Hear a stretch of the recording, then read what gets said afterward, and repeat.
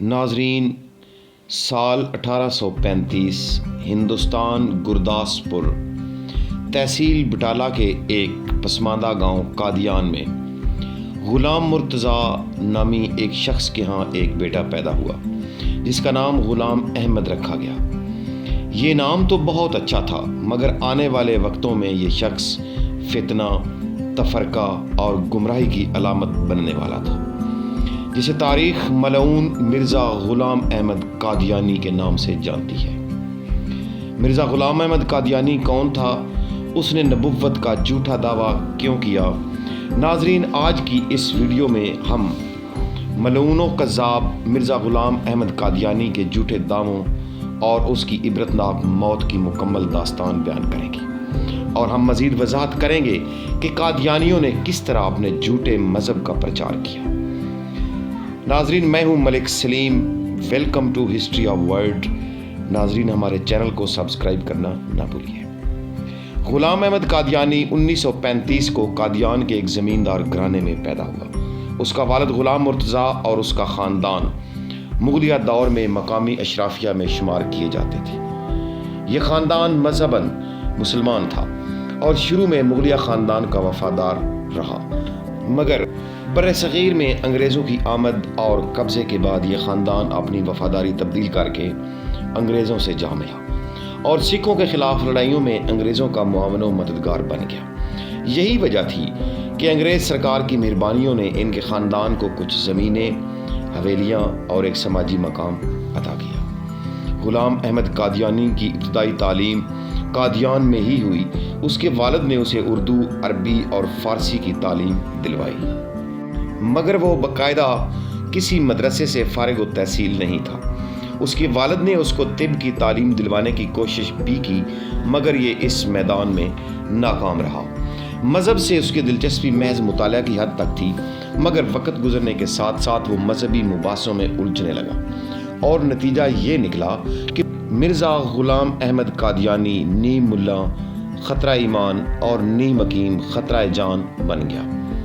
مرزا غلام احمد قادیانی پر نوکری کا بھوت سوار ہوا تو وہ 25 سال کی عمر میں سیالکوٹ آیا اور انگریزوں کی مہربانی سے برطانوی حکومت کے تحت ایک عدالت میں کلرک کی نوکری مل گئی۔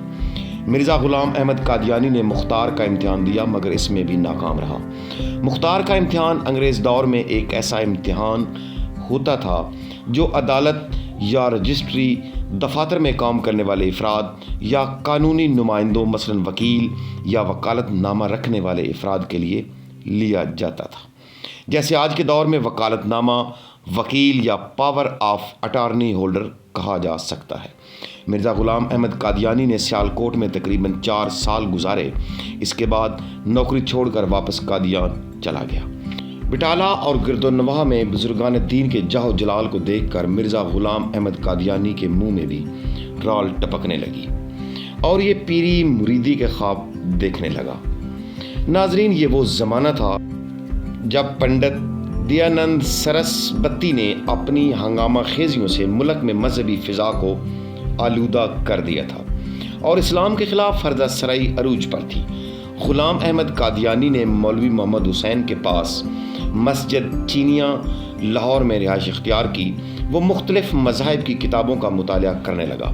اسی دوران گاہے بگاہے اس کے ہندو، عیسائی اور دیگر مذاہب و مسالک کے لوگوں سے مباحثے بھی ہونے لگے، اور اس نے اپنے ارد گرد مجمع اکٹھا کرنے کا ہنر بھی سیکھ لیا۔ اب مرزا غلام احمد قادیانی نے ان بحث مباحثوں سے باہر نکل کر الہام بازی کی دنیا میں قدم رکھا اور ملہم و مستحجاب ہونے کا پروپیگنڈا شروع کر دیا۔ لالا شرم پت رائے اور لالا ملا وامل، یہ 2 ہندو اس کے مشیر خاص اور خوشامدیوں میں شامل تھے، جو اس کی مدح سرائی بھی کرتے تھے، اور ایک کثیر تعداد اس کے پاس آتی تھی جو مرزا کے حلقہ احباب میں شامل ہو گئی۔ پھر 1880 میں مرزا نے برائن احمدیہ کے نام سے ایک کتاب لکھ ڈالی، جو مرزائیوں کے نزدیک مرزا غلام احمد قادیانی کا سب سے بڑا علمی کارنامہ ہے۔ یہ کتاب تقریباً 364 صفحات پر مشتمل ہے۔ برائن احمدیہ میں مرزا قادیانی نے ایسا لب و لہجہ اختیار کیا کہ آریوں اور عیسائیوں کے دلوں میں بھی اسلام کے خلاف نفرت و عناد میں اضافہ ہو گیا۔ پنڈت لیکھ نام نے تکذیب برائن احمدیہ کے نام سے جواب شائع کیا، جو دشنام، درازی، گالم گلوچ اور بدگوئی میں اپنی مثال آپ تھا۔ اس بدبخت نے انبیاء رسول کی اس قدر توہین کی کہ شاید پہلے ایسا کبھی نہ ہوا ہو، اور اس سب کا ذمہ دار اور سبب تھا مرزا غلام احمد قادیانی۔ مگر مرزا اور اس کے حواریوں کے نزدیک برائن احمدیہ کامیاب ترین کتاب تھی۔ اس کے بعد مرزا غلام احمد قادیانی نے مجددیت کا ڈھنڈورا بھی پیٹنا شروع کر دیا اور دنیا بھر میں مختلف زبانوں میں لٹریچر بھجوانے شروع کر دیے۔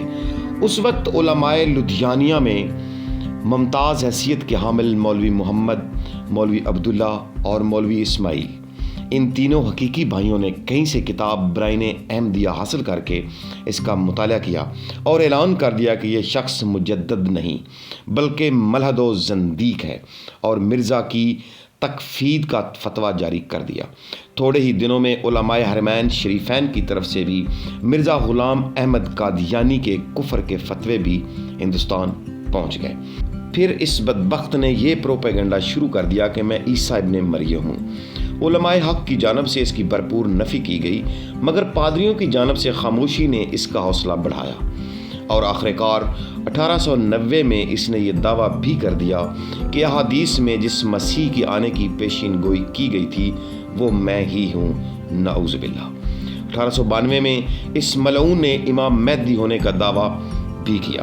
اس کے بعد اس لعین و ملعون نے 1901 میں پہلے بروزی اور غیر تشریحی نبی اور پھر اصلی نبی ہونے کا دعویٰ کر دیا، معاذ اللہ، اور پھر دنیا میں جھوٹے مکار اور لعنتی مذہب یعنی قادیانیت کا آغاز ہوا۔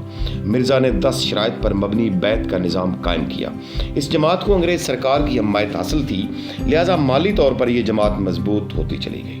ملعون مرزا قادیانی نے اپنی زندگی میں 80 سے زائد کتابیں لکھیں۔ ان کتابوں میں وہ اپنے دعوی نبوت کی وضاحتیں دیتا رہا، دوسروں کو کافر، جھوٹا اور جہنمی کہتا رہا، اور خود کو اللہ کا برگزیدہ، معصوم اور افضل قرار دیتا رہا۔ ناظرین، 29 مئی 1908 کو ملعون مرزا غلام احمد قادیانی قہر خداوندی کا شکار ہوا اور ہیضہ کی بیماری میں مبتلا ہو کر لاہور میں باتھ روم کے اندر انتہائی ذلت اور رسوائی کی موت کا شکار ہو گیا۔ یوں یہ فتنہ ہمیشہ کے لیے جہنم واسع۔ ناظرین، ویڈیو کے آخر میں یہ ضرور کہنا چاہوں گا، لکھتا ہوں خونے دل سے الفاظ احمری، لکھتا ہوں خونے دل سے یہ الفاظ احمری، بعد از رسول ہاشمی کوئی نبی نہیں، کوئی نبی نہیں۔ ازلاً یہ واقعہ ہے کہ ذات خدا کے بعد میرے نبی پر ہیں ختم عظمتوں کے سلسلے۔ اس کے ساتھ ہی ناظرین اجازت چاہوں گا، بہت جلد آپ کی خدمت میں ایک نئی تاریخی اور تحقیقی ویڈیو کے ساتھ حاضر ہوں گے۔ اللہ آپ کا حامی و ناصر۔